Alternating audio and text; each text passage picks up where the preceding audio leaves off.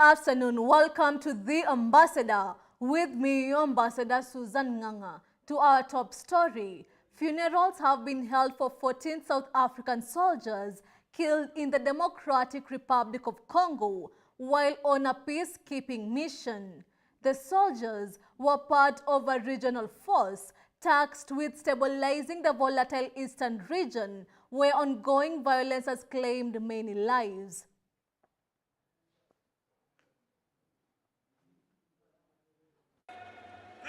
South Africa is mourning the tragic loss of 14 soldiers who were killed in the Democratic Republic of Congo while serving on a peacekeeping mission.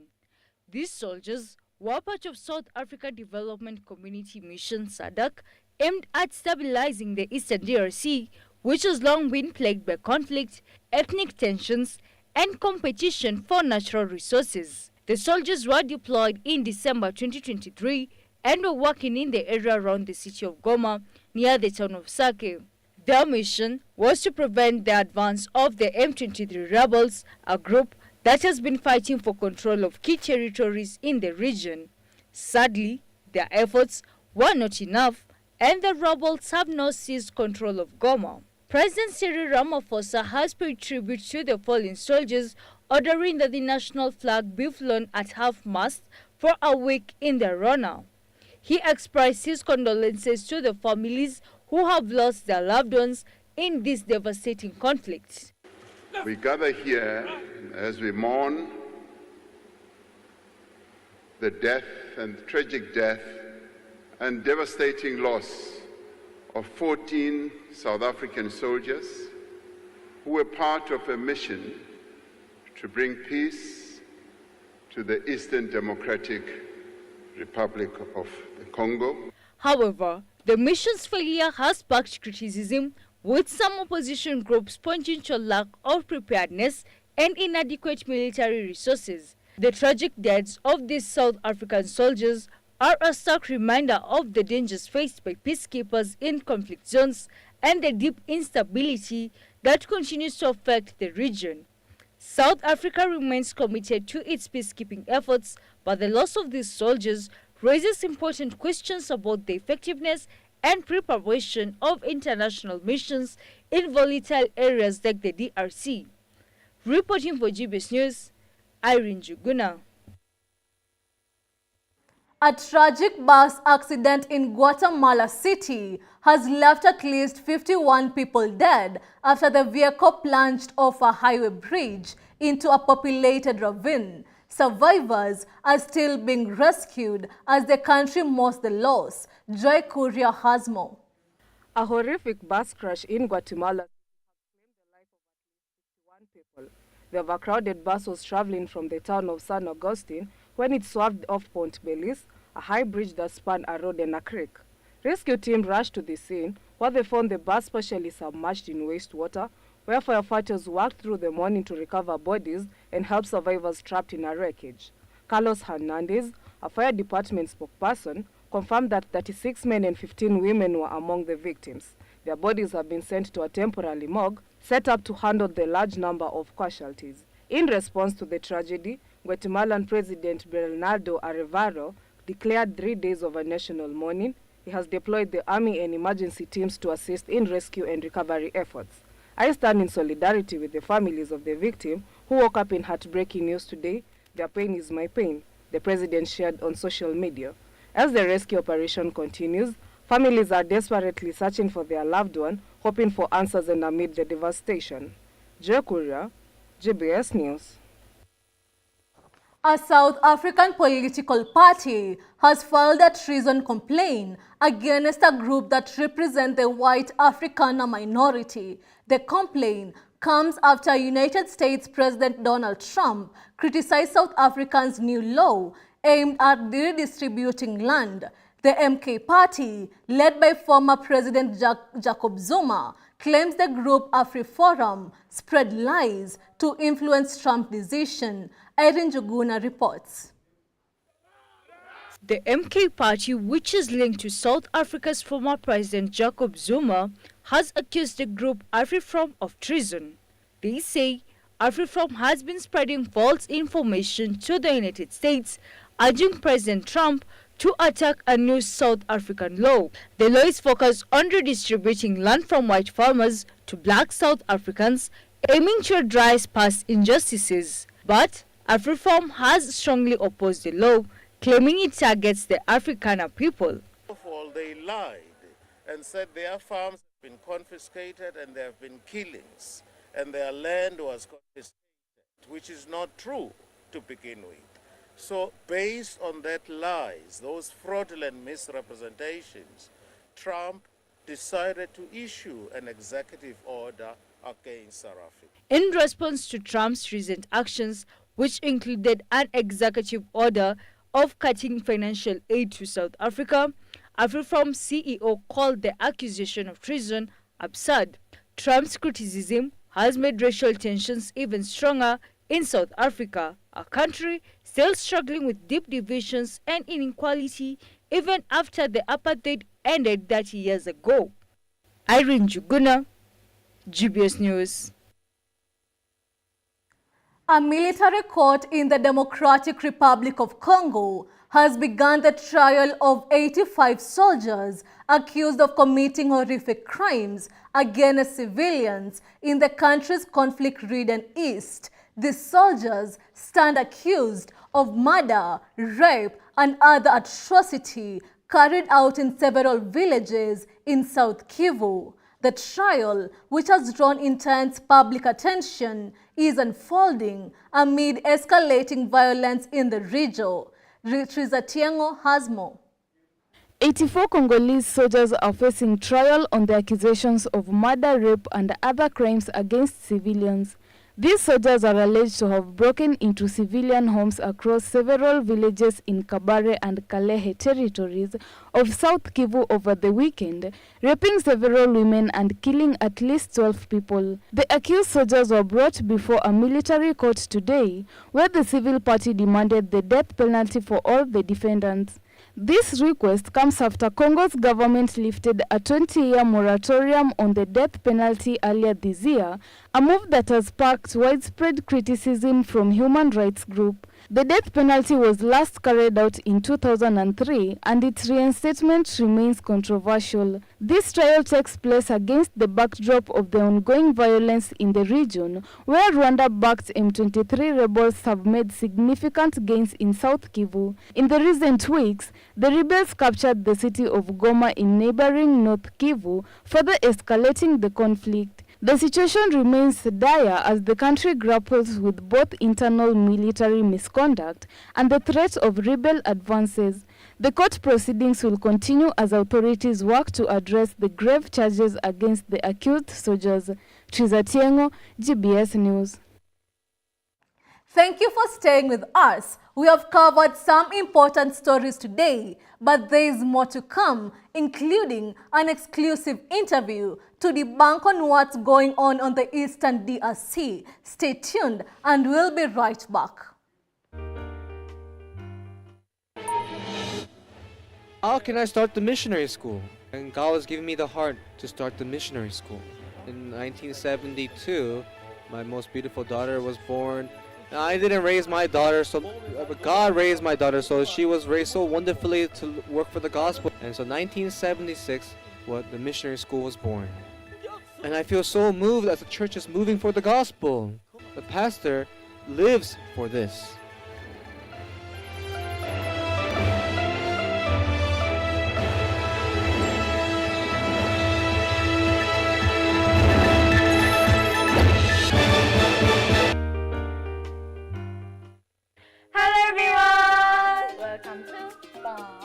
Fun.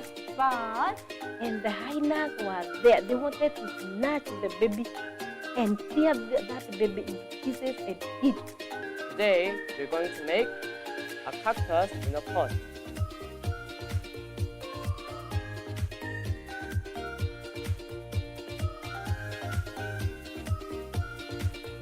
Hey, you, cold on. Are you biting your thumb at me?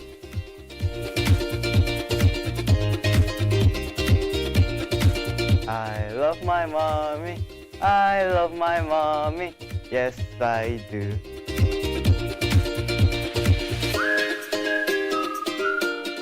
Are you going to show love to your friend? Sure, you are going to do that.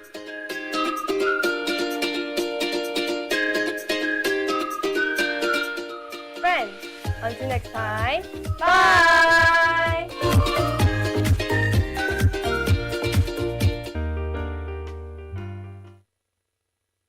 What is the biggest challenge that you face as an aspiring filmmaker? First biggest challenge is still financial. Yeah, finance problem. Especially as young filmmakers, you're trying to navigate something for the first time, and there is a lot of pressure from the people in the game. You people, you don't take it like let's say it's not like a challenge, like It comes a all challenge. round. Like he's just challenging you to do better. Like you try to improve what you feel like they're not doing it in the right This way. pressure comes with the challenge. First and foremost is the resources, is the finance that comes with it, because at the end of the day, as long as you're trying to create films, you're trying to improve your quality with time. Because at the end of the day, you see, competition is, for example, just in the music industry. You know, you might find yourself being in the industry and you quit. Not that you can't do it, not that you can't see or you're not seeing or taking it as a challenge, as something to boost you up. But sometimes it can come and overweight.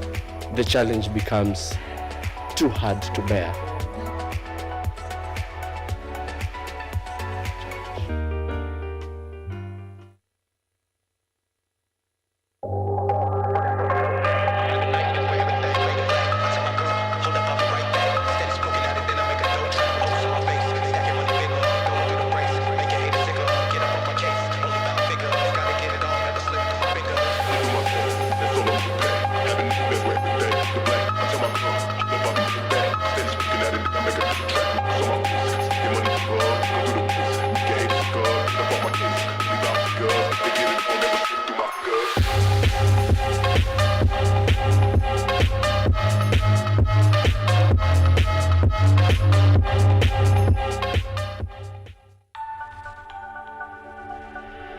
Everywhere, GBS.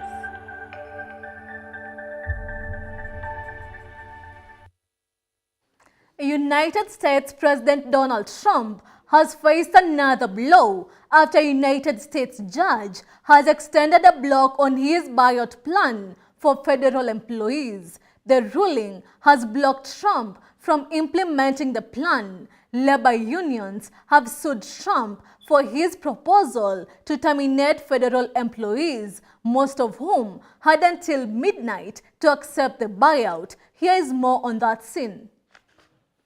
U.S. President Donald Trump has made controversial moves ever since he was inaugurated last month. He made an attempt to shrink the size of federal employees working for the U.S. government as a way to limit bureaucracy in the U.S. government. Trump accused federal employees of limiting the implementation of his campaign promises during his first term. The buyout plan involves reimbursing the employees with their normal salary without the need to work until October this year. Labor unions has warned federal employees not to accept the offer Trump has made by saying he cannot be fully trusted to implement the plan. It was reported that 65,000 federal employees have accepted the proposed plan. Labor unions warns that if implemented, important government agencies will fail to provide the needs to the American people. Departments like the Veteran Affairs offers help to veteran soldiers in need of assistance. Trump has appointed Elon Musk, who is the head of the Department of Government Efficiency, to handle the termination of government employees. Musk was responsible for the dismantling of important government agencies such as USAID. Federal workers have condemned the actions of Elon Musk and vowed to legally challenge him in the court. With Trump's vow of restructuring the government, the question remains, how will the termination of federal workers affect the American people who rely on agencies such as Veteran Affairs? Only time will tell how Trump's actions in the government will have impact on the American people and the global community. This is Abdi Hamid Ali, GBS News. The number of confirmed Ebola cases in Uganda has risen to 9, up from 3, according to the country's health ministry. The outbreak, driven by the Sudan strain of the virus, has raised concern as no approved vaccine currently exists for this particular strain. 1 person already died and 8 others are receiving treatment in hospitals in Kampala and Mbale. Uganda has launched a trial vaccination program in an effort to curb the spread with support from the World Health Organization. Triza Tiengo reports. The number of confirmed Ebola cases in Uganda has risen to 9, up from 3, according to a recent statement from the country's health ministry. This marks an escalation in the outbreak that Uganda declared late last month. The current outbreak is driven by the Sudan strain of the Ebola virus, which is considered particularly dangerous with no approved vaccine available to combat it. The health ministry's latest updates reveal that of the 9 confirmed cases, 1 person has unfortunately died, with the 7 individuals currently receiving treatment at a hospital in the capital city Kampala, while another patient is being treated in a hospital in Mbale, a city in the eastern Uganda near the Kenyan border. Fortunately, all the remaining patients are in stable condition, and the ministry has emphasized that they are closely monitoring their progress. In addition, the health authorities have placed 265 individuals who have come into contact with confirmed cases under quarantine as part of the efforts to contain the spread of the virus. Uganda has also launched a trial vaccination program aimed at combating the Sudan strain of Ebola. This marks a significant step forward in the fight against the virus, as the existing vaccines currently available are designed for the Zaire strain, which has caused recent outbreaks in neighboring counties such as Democratic Republic of Congo. As the situation develops, health officials are continuing to monitor the outbreak closely and are urging the public to remain vigilant while taking necessary precautions to prevent further spread of the virus. The health ministry is working alongside international partners to enhance response efforts, including contact tracing and providing additional support to affected areas. Triza Tiengo, GBS News. The United Nations has stopped all humanitarian work in northern Yemen after Houthi rebels detain more United Nations workers. This move affects efforts to help millions of people in need. Jay Kuria has more on that same. The United Nations has announced an immediate suspension of its humanitarian operation in Yemen's northern Saada province. This decision comes after 8 more UN staff members were detained by Houthi rebels, raising concern about the safety of aid workers. In a statement, the UN described this step as extraordinary, saying it lacks the security guarantees needed to continue its work. For months, the Houthis have been detaining UN personnel and others linked to humanitarian group and civil society. The rebel group has not yet commented on this arrest. Extraordinary and temporary measure seeks to balance the imperative to stay and deliver with the need to have the safety and security of the UN personnel and its partners guaranteed. Such guarantees are ultimately required to ensure the effectiveness and sustainability of our efforts. The UN says the suspension is meant to pressure the Houthis into releasing its detained staff and ensuring safe conditions for delivering aid. Saada, which borders Saudi Arabia, is one of the areas most affected by conflict. Just last month, the UN also stopped all travels to Houthi-controlled regions, further limiting relief efforts. Yemen's war has been raging since 2014, with the Iran-backed Houthis fighting against the internationally recognized government, which is supported by a Saudi Arabia coalition.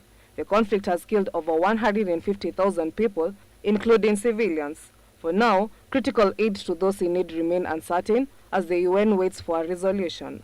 Jay Kuria, GBS News. Hamas announced that they will stop releasing more hostages due to Israel violating ceasefire agreement in Gaza. Hamas accuses Israel for delaying Palestinians to return to the northern strip, firing guns at Palestinians and stopping humanitarian aid from entering the strip. Israel Defense Minister has instructed the military to prepare themselves for another possible outbreak of violence in the enclave. Hamas was scheduled to release more hostages this coming Saturday. Abdihamid Ali has more.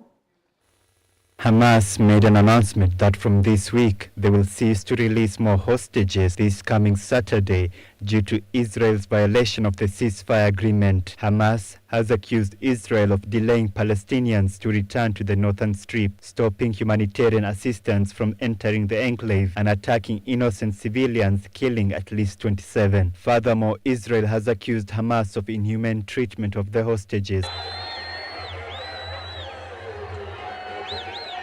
by displaying them on large crowds and not releasing the hostages in the order of the agreement. Hamas has further stated that most Palestinians lack shelter and most of them require housing. Hamas has requested the issuance of 60,000 mobile homes and 200,000 tents. However, they accused Israel of blocking the entry of the mobile homes. Israel's defense minister has instructed the military to prepare their resources for another possible outbreak of the violence in the strip. He called the announcement a violation of the ceasefire agreement. Israeli protesters had this to say about the ceasefire agreement. People getting back, sometimes horrible conditions, but alive, and we're expecting for this deal to continue until its very end, and by the conditions fully. Israeli protesters are back on the streets trying to pressure their government to maintain the ceasefire agreement. 16 out of 33 hostages were released during the first phase of ceasefire, which has entered its third week, and it's supposed to last for 6 weeks before moving to the second phase. The ceasefire agreement was divided into 4 phases that will end in a permanent ceasefire agreement, with Egypt, Qatar, and the UN supervising Hamas and the enclave. Trump has stated that if Hamas fails to release the hostages this Saturday, there will be severe consequences. As far as I'm concerned, if all of the hostages aren't returned by Saturday at 12 o'clock, I think it's an appropriate time. I would say cancel it and all bets are off and let hell break out. I'd say they ought to be returned by 12 o'clock on Saturday, and if they're not returned, all of them, not in drips and drabs, not 2 and 1 and 3 and 4 and 2. Saturday at 12 o'clock. Israeli officials will return to Qatar for the ceasefire talks. Today, Trump will also meet King Abdullah of Jordan to discuss key issues facing the Palestinians in Gaza and the West Bank. King Abdullah rejected Trump's proposal of displacing Palestinians in Gaza. Trump's plan involved displacing Palestinians to Egypt and Jordan. Protesters had this to say: neither Trump, Netanyahu, or anyone else have the right to displace Palestinians from their lands and create an alternative homeland for them. The ceasefire agreement was always fragile from the beginning. Israel has committed numerous ceasefire violations by firing and killing civilians. Additionally, they have moved their military operations in the West Bank by shelling and targeting civilian population. The question remains, what will happen if Hamas fails to release the hostages? Can a nation like Israel be immune to international outcry for their ceasefire violations? This is Abdihamid Ali, GBS News. Thank you for staying with us. We have covered some important stories today, but there is more to come, including that exclusive interview with our expert. Stay tuned and we'll be right back.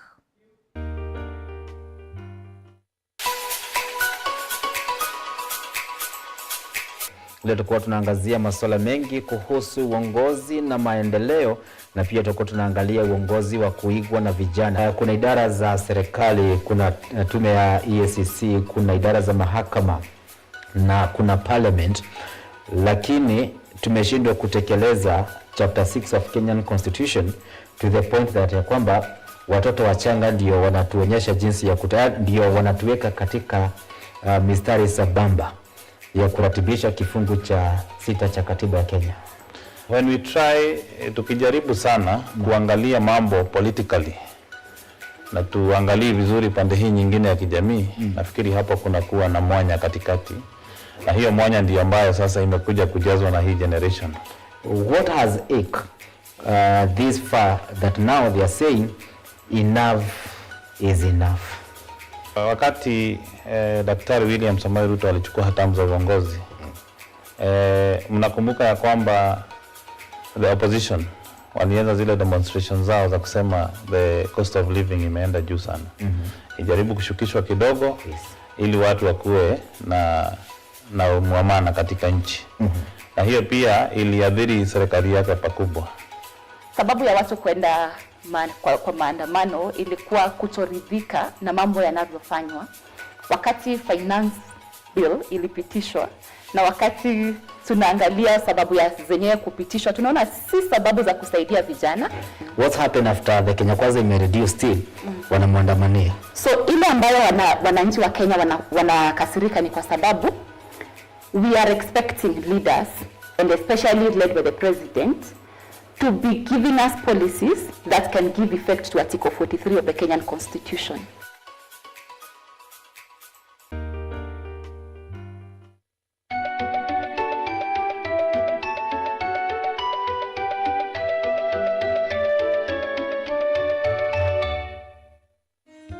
How to avoid food poisoning.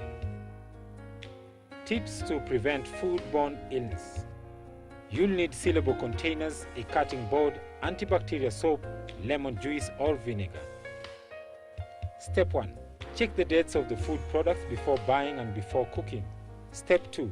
Store food in the recommended temperatures to keep them fresh. Step 3. Discard any food that smells or looks questionable. Step 5. Use plastic chopping boards and not wooden ones. Bacteria can get trapped in wooden boards. Step 6. Wash your hands thoroughly with antibacterial soap before handling food or after handling meat. Step 7. Refrigerate leftovers within 2 hours of cooking.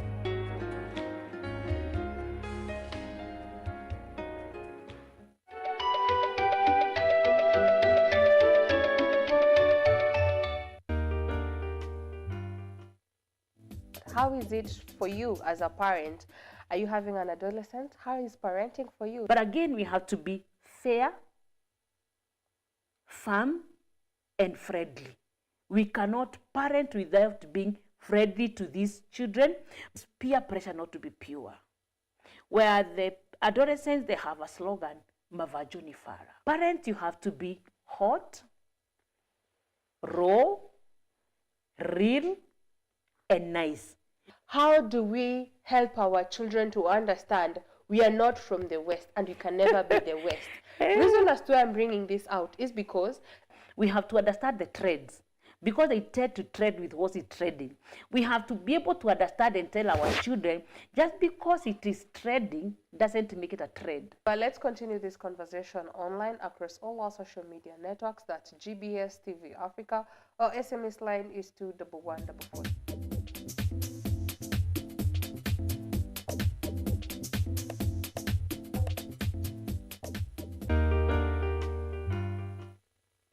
Before I introduce our guest, our amazing guest for today, we have a very short clip for you guys. Hapa tutakuonesha pencil art, how to draw a portrait ya dem. Check this out. Manze, me, I go by the name of Mike MG. I'm an artist, stroke rapper, stroke shrapper, stroke trapper. Yeah. So hata before we start, wazazi wako walisemaje about your music? Did they support you? Good. I'm still young, need some guns, need some insight. Kuserereka tutadunda will be hell of a night. Autopilot zitashika will be on my flight. The sativa devil's ladies made me high like a kite. So do you think msanii pia anafaa ku cloud chase ndio talent yake ionekane, ama inafaa kuwa only talent? Go for Fenagito, I'd go for Octopizzo. Octopizzo. And I'd go for P-Unit. Oh. P-Unit as a whole. Okay. Wakiwa group. CY Kiki. Yes, fresh. Hebu niambie ulikuwa unafikiria nini ukitengeneza hiyo video? Kienda Music Festival nilikuwa nafanya mafoka. Mafoka ilikuwa performance ya kurap na Kiswahili. What? Okay. Yeah. Ni kama shairi lakini ni rap. Lazima ikuwe na articulate message. Yeah, hadi tukafika finali huko Kasa. Welcome everyone. It's your girl Alice and this is GBS TV Art Club, the best art show in Eastern Africa.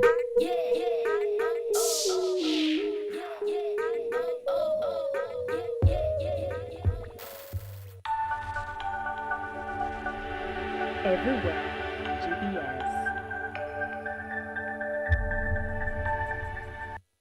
Welcome back to the bulletin. As promised earlier, we are joined by an expert in international relations, Josh Mayo, to break down the geopolitical and historical factors driving the unrest in the Democratic Republic of Congo.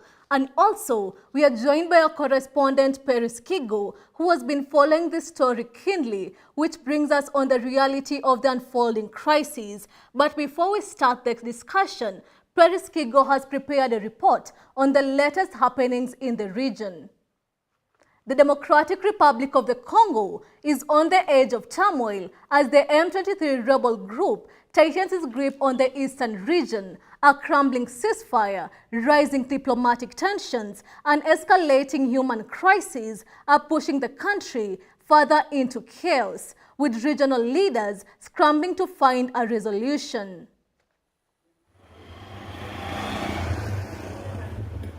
The Democratic Republic of the Congo is once again at the heart of deepening crisis as the March M23 rebel group expand its territorial control in the volatile eastern region. Summit called for an immediate joint summit of SADC and East African Community, EAC, to deliberate on the way forward regarding the security situation in the DRC. Despite international calls for a ceasefire, fighting has intensified, further exacerbating the humanitarian crisis and escalating diplomatic tensions across the region. The M23 rebels who resurfaced in 2021 after years of dormancy have significant advances in recent weeks. Reports from North Kivu indicate that the groups have overrun key towns and strategic locations, including areas near Goma and the provincial capital. The M23 claims to be fighting for their rights of Congolese Tutsi and has long been accused of receiving support from neighboring Rwanda, and allegations Kigali has repeatedly denied. Despite pledges for disengagement, both sides have continued hostilities, with the Congolese government accusing M23 of violating the deal. The EAC regional force deployed to stabilize the area has forced criticism for its limited effectiveness in curbing violence. The DRC conflict has also triggered diplomatic tensions, particularly between South Africa and Rwanda. Pretoria has openly criticized Kigali's alleged support for M23, echoing Kinshasa accusations. In response, Rwanda has accused South Africa of fueling hostilities by backing the Congolese government military. Recently, South Africa's decision to deploy troops to support the FARDC has further soured relations, with Rwanda warning of serious consequences should its national security be threatened. For the last 2 days, on Monday and today this morning, I spoke with the President of South Africa, who sought me out to speak with me on this matter because of their involvement in Eastern Congo. He's also there pretending to be playing a peacemaker role, and he has a force that has been fighting alongside FDLR. M23 are not Rwandans, please. These are Congolese, and one time he accepts it, then another time he says no, part of it is yes, and then the other part is from Rwanda, and these are the South Africa dares even issue threats about what is likely to happen after that, and so on and so forth. Of course, we will see what threats they are talking about. Analysts fear the ongoing tensions could destabilize regional relations, with some warning of a potential proxy war. In an effort to de-escalate the conflict, leaders of the EAC and SADC convened an emergency summit this past week. High-level discussion focused on reinforcing diplomatic efforts, strengthening peacekeeping missions, and imposing potential sanctions on parties found guilty of fueling the violence. Such joint initiatives must see us scale up bold and decisive actions to silence the guns on our continent, but most immediately implement lasting solution to the escalating conflict and humanitarian crisis in the Eastern DRC. Today, we join together in order to reiterate our calls to the parties to this tragic conflict to immediately cease hostilities and take positive action to allow meaningful dialogue aimed at restoration of stability. Both blocs have underscored the urgency of political solution, urging M23 to disarm and engage in dialogue with the DRC government. However, with the situation deteriorating, there is skepticism about whether regional bodies can enforce a lasting peace agreement. As fighting rages on, the humanitarian crisis worsens. The UN estimates that over 6.9 million people have been displaced due to the ongoing conflict in the DRC, with the latest surge adding to the dire situation. As diplomatic talks continue, all eyes remain on whether regional leaders can finally broker a deal that will bring a lasting stability to Eastern Congo. For now, the people of the DRC remain trapped in a relentless cycle of war, waiting for peace that seems ever more elusive.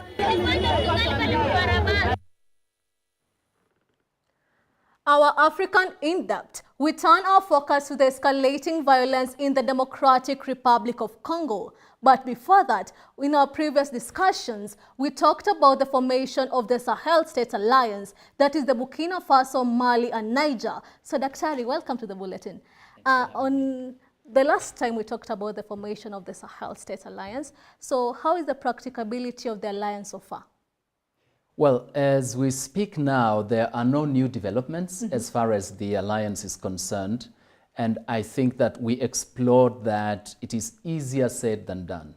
It takes time to actually consolidate and solidify the alliance beyond the military strategic positioning themselves to counter the threat by ECOWAS, to send troops to intervene in the coup.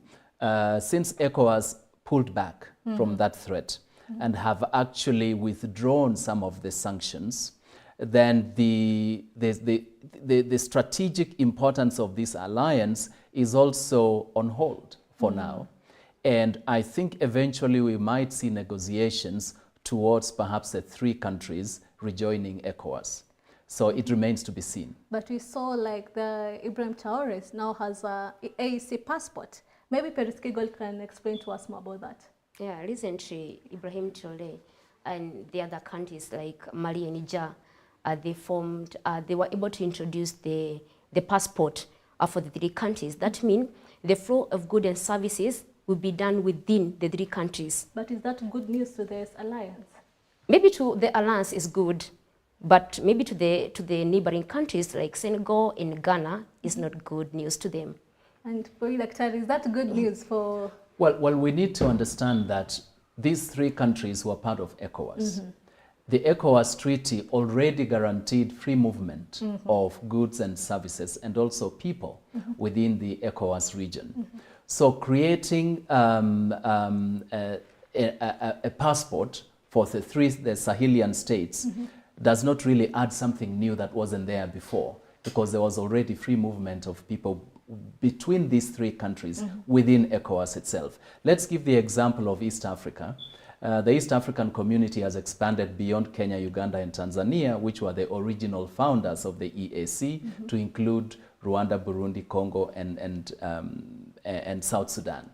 So we have an East African passport, and the treaty guarantees free movement within these member states. So if Kenya, Uganda, and Tanzania introduce another passport only for the 3 countries, it really doesn't add anything significantly different. Well stated, Daktari.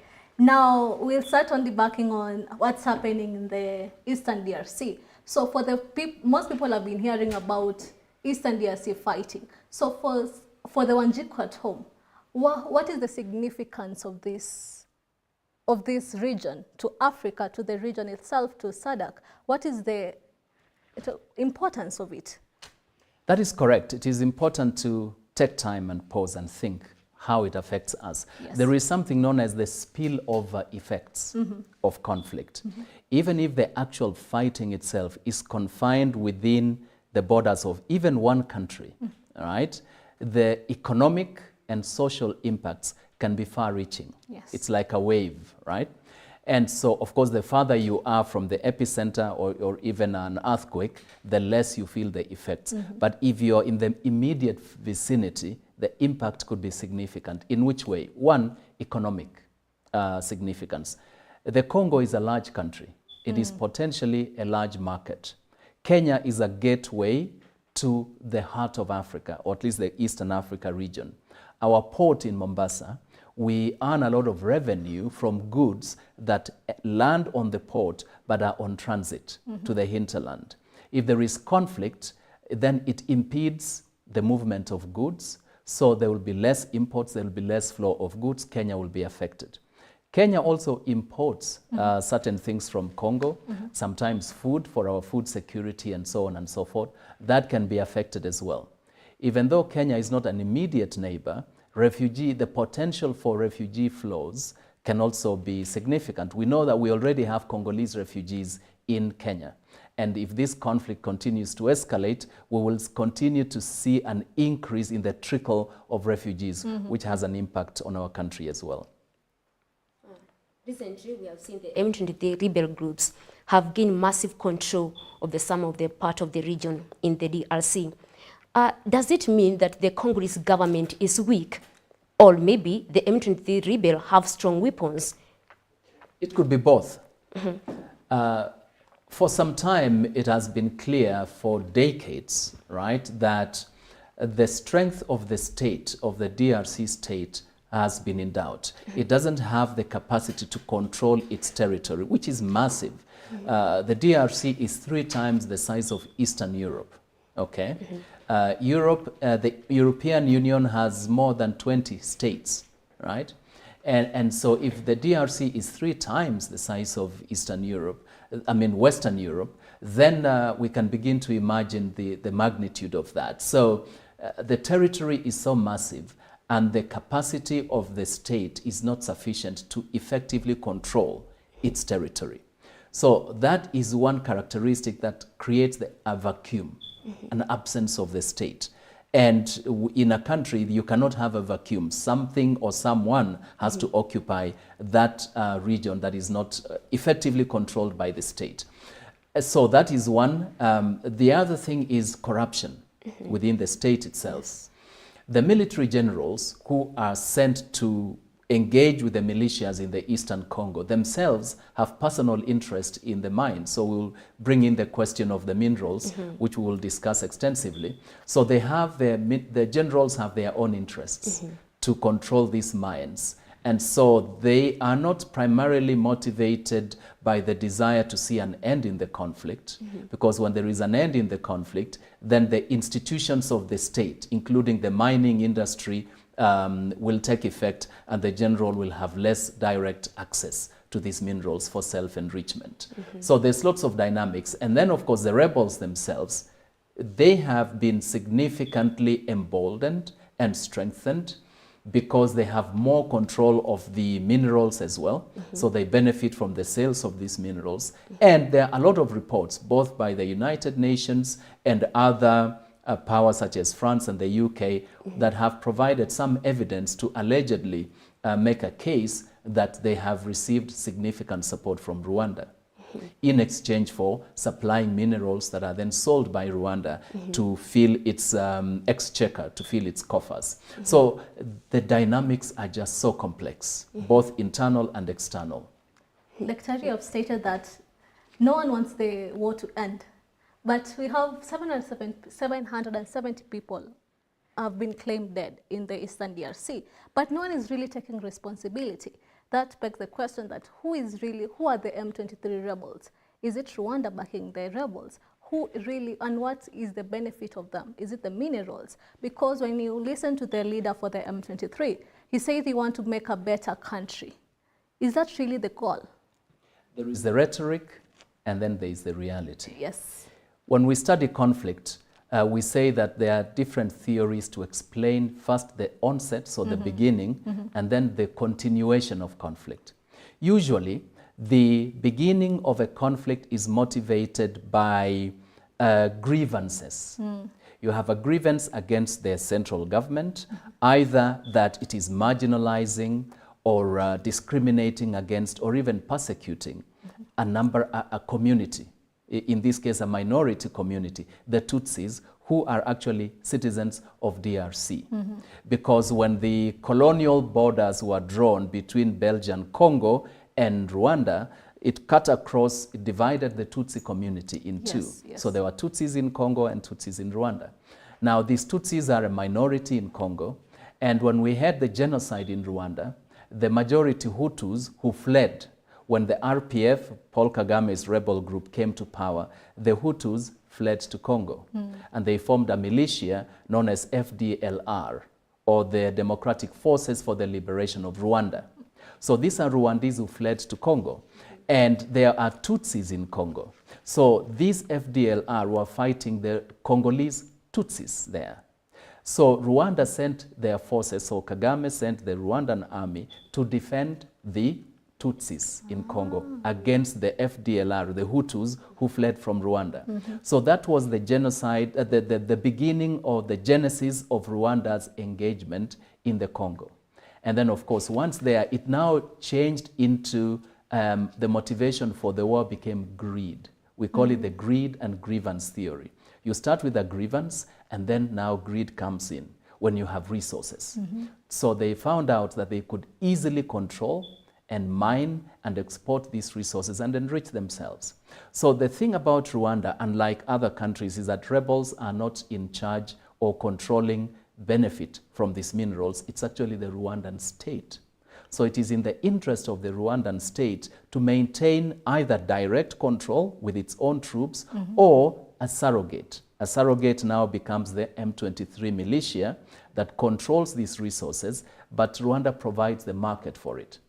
So Rwanda buys the resources from the M23. It pays them either through supplies of goods, of food, money, or weapons.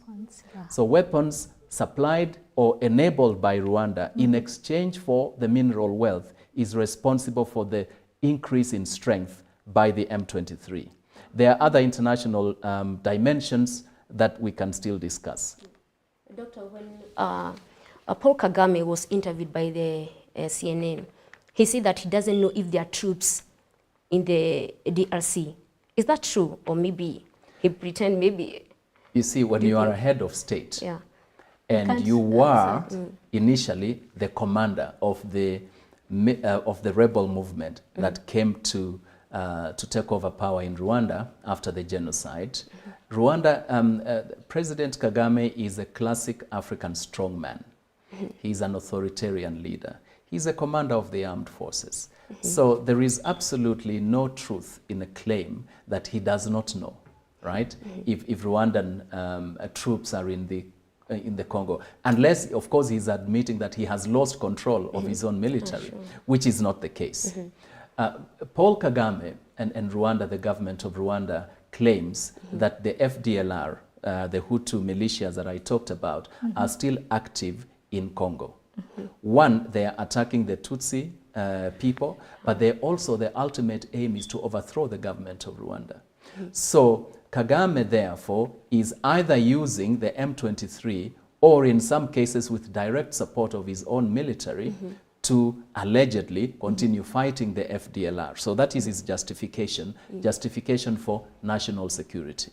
All right. The same way that Kenya sent troops to Somalia for national security. This is a claim, but of course in this case it is not sanctioned by the United Nations, so it is not really a peacekeeping force. It is considered as a militia that is wreaking havoc in the Congo.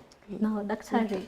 Let's shift the focus to the process, what that happened last week for the Nairobi process and the Luanda process. Can you tell us the practicability of that talks? The problem with the Congo situation is that Congo is so large that it is close both to the East African community and the South African community.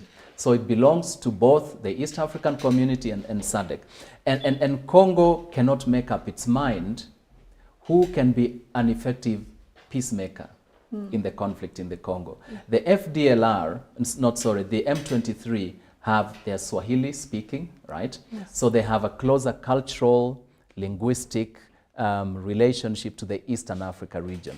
They are supported allegedly by Eastern African countries, sometimes Rwanda, sometimes including Uganda, and Burundi also has troops in Southern Kivu. So there is some degree of extensive involvement of the Eastern African region in this conflict in Eastern DRC. And so the EAC therefore has a mandate, it has a peace and security mandate to deal with conflicts in the region.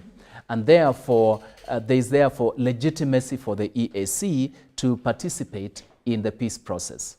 But at the same time, the EAC is understood, or at least member states of the EAC, are understood to have interests in the conflict. And so they cannot be objective, independent arbiters because they are either claimed to benefit from the conflict or to be supporting some elements of the fighters. So Tshisekedi, the president of the DRC, thinks that perhaps the Southern African Development Community may be a bit impartial because they don't have a direct interest or a stake in the conflict.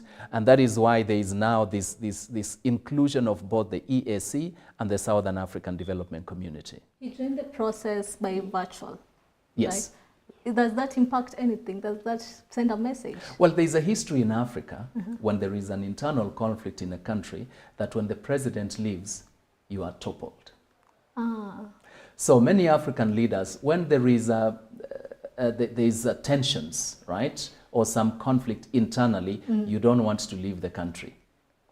We can even talk about the situation in Kenya. Since the Gen Z situation arose, our president has hardly left the country. When before that, he was almost out every week. Okay, so there is that arithmetic. You want to be present to establish your presence and to prevent any eventuality of something happening.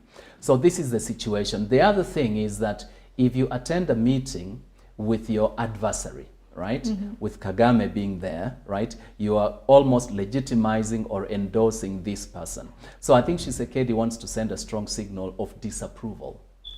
And so by Kagame being part of the East African community, and remember Kenya and Uganda had troops in the DRC, which were then later kicked out by Tshisekedi. Tshisekedi then believes that somehow the entire East African community, including Uganda and Kenya, are not completely impartial, and that they are probably secretly backing because they have not condemned Kagame, outright. So he is a bit skeptical of the entire EAC bloc, and so that is why he did not want to be present in that process. So, Doctor, do you think M23 rebel groups are making sense when they are claiming to protect the minority, that is the Tutsi Congolese, by the virtue of what they are doing in the Congo, like the rape cases and the atrocity that has happened? Do you think they're making sense by claiming to protect the Tutsi? To add on that, there's a claim that the leader for the M23 was the one who put Tshisekedi on the power. So isn't it ironical that you put someone on power and then you want to dethrone him? Not necessarily. So of course, when you're an outsider to a conflict, a lot of things that happen don't make sense. But when you're an insider, almost everything makes sense. Why? Because you have strategic interests that you want to advance. And sometimes when these interests are not joined, they are not converging, right? So combatants or actors in a conflict pursue their interests at the expense of usually civilians or the pursuit of peace and so on and so forth. And sometimes the attainment of their interests actually depends on worsening, escalating the conflict in order to achieve your certain objectives, right? So in the case of Rwanda and the M23, for instance, you want to boost your strength. When you're in a conflict, you want to enhance your strength. You enhance your strength in this case in two ways. One, by controlling territory. The more territory you control, the more stronger you are perceived to be. Secondly, In the case of the DRC, you expand territory, you acquire control of more mines, you acquire more minerals, you acquire more wealth and capability for arms, and even the possibility of even toppling the government, which brings us to your question. Let's go back to the history of how the father of Joseph Kabila, Laurent Kabila, came to power. He was put into office through the support of Rwandan and Ugandan military forces.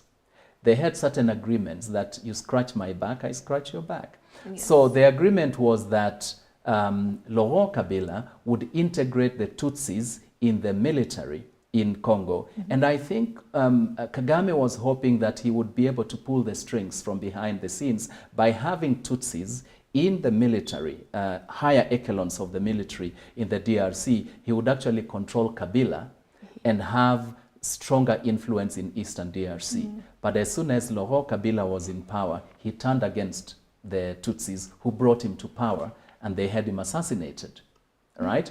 And because already, when he turned his back against the Tutsis and the forces that put him in power, they actually wanted to topple him. They started already a new war in Eastern DRC, which came to be known as the African Great War, the first African war, okay? And then of course, Joseph Kabila, the son, was put in power. He was relaxing in Dar es Salaam. He was enjoying life in Dar es Salaam. He didn't even speak French, which is the national language in the DRC. He's a Swahili speaker. And he was put in power as a puppet for a long time. And that is why the conflict continued in Eastern DRC, and Rwanda and Uganda were able to continue looting the mineral resources. So Tshisekedi was seen partly as a soft, easy to control president. So these powers then, in fact, there's a lot of credible reporting that he actually did not win the election. He was the second or even third runner-up to the election. Martin Fayulu is said to have actually won the election, but Kabila was advised, and through some negotiations, Tshisekedi was put in power, hopefully to advance the interests, allegedly, of Rwanda and even Uganda. And that is why countries such as Uganda are seen as playing both sides. He doesn't want to offend Kagame because they are both benefiting from access to Eastern DRC, but he also doesn't want to offend Tshisekedi. So we see that even within the East African community, they are not speaking with one voice. Each country has its own interests, including Kenya as well, which has substantial financial investments. Equity Bank bought the second largest bank in DRC. And it is operating in the capital, Kinshasa, and its neighborhood. So Kenya doesn't want to offend Tshisekedi because of the financial investments there, but it is also doesn't want to offend Kagame, who is a close member of the East African community. So all these countries are trying to balance this very dicey situation, and that is why there is no clear path forward.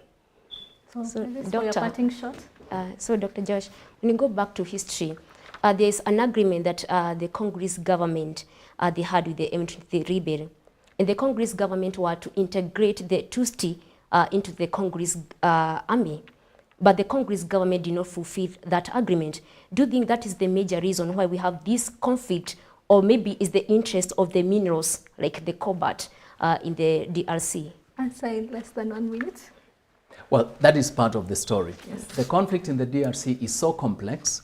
There are domestic factors in DRC, including integration of the fighters. There are regional interests, but there are also international interests. So there is not one causal factor for why the conflict cannot be easily resolved. And Dr. for your parting shot now, do you think the talks will be successful? Because the M23 says they won't talk with any other international country. But then when you see the proposals for the peace processes, they're saying they want to include the M23. So will that conversation be possible? Are we seeing a calm in future for the Eastern DRC? The SADC-EAC meeting in Arusha called for an immediate ceasefire and talks between Kinshasa and M23. The Kinshasa says that we cannot talk to M23 until they lay down their weapons and until Rwanda stops supporting them. Yes. So sometimes the demands of Kinshasa are difficult to attain. The M23 have also their demands, But Yes. if you only have a conversation between M23 and Kinshasa without involving Rwanda, Burundi, and even Uganda, then it will not go anywhere, because Rwanda still has its interests in the region. And if Rwanda feels that its interests have not been met, then the talks between M23 and the government will not go anywhere. But M23 is saying all the troops for the foreign countries should leave Goma. Is that possible? I think they are talking about South African troops, Yes. SADC troops. They claim, of course, that there are no Rwandan troops. And so if SADC troops leave, which are the allegedly foreign troops, Yes. what about the Rwandan troops that M23 doesn't want them to leave?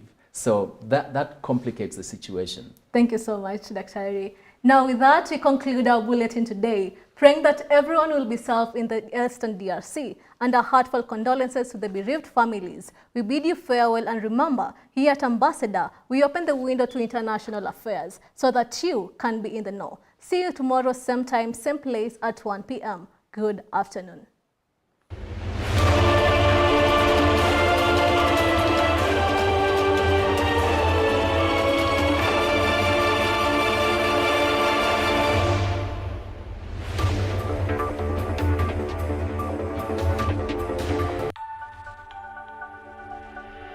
Everywhere, GBS.